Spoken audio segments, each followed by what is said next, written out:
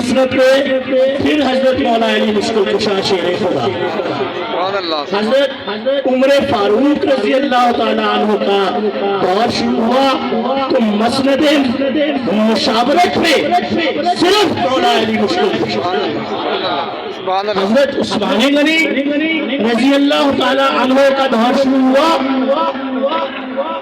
تو پھر مسند مشاورت پہ صرف اور صرف حضرت مولا علی مشکل کشا۔ سبحان اللہ۔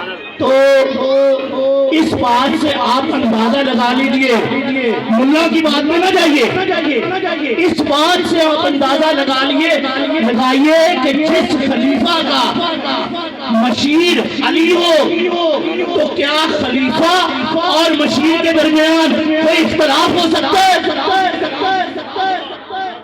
یہ جو محور اور مرکز میں دو لخت کرنے کی کوشش کی جاتی ہے نا فرقہ واریت سے، یہ صرف ان کی من گھڑت باتیں، مشورہ اس سے لیا جاتا ہے جس کو اپنے آپ سے عقل میں بڑا سمجھا جائے۔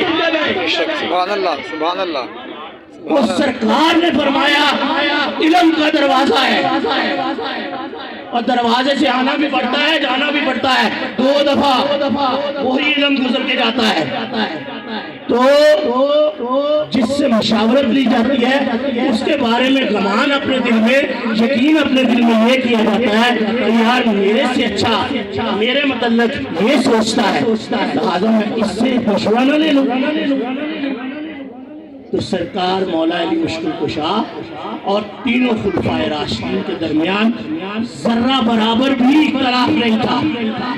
یہ سب من گھڑت باتیں، فرقہ واریت کی باتیں اور مورخوں سے اپنی مرضی سے لکھوائی ہوئی باتیں، جن کی بیٹیاں ایک دوسرے کی طرف بیائی جائیں، ان میں اختلاف ہوگا۔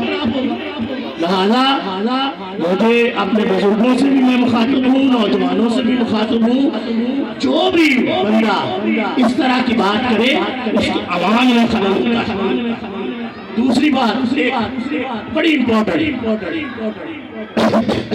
بھائی ہے، ہمارے درمیان جو مشورہ ہو رہا ہو تو تیسرا ایک بندہ جو ہے وہ ہماری بات میں دخل دینے کی کوشش کرے تو ہم اس کو دخل دینے دیں گے؟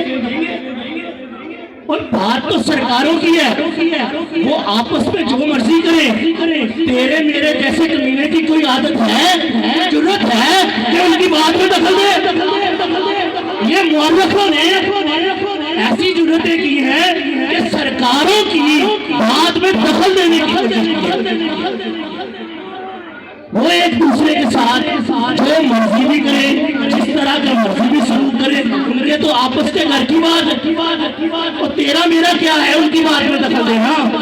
اللہ کا کوئی کام نہیں ہے اس پر تنقید کرنا یا اس کسی کی بڑائی بیان کرنا، کسی کو نیچا کرنا، کسی کا کچھ کرنا، کسی کا کچھ کرنا۔ صرف اتنی سی میں بات بتا دی کہ محور و منبع سرکار دو عالم صلی اللہ علیہ وسلم کی ذات اقدس ہے، اور انہوں نے جو فرمان کر دیا ہے اس کے بارے میں، کسی خلیفہ راشد کے بارے میں، کسی بھی شخصیت کے بارے میں وہ معتبر گنا جائے گا۔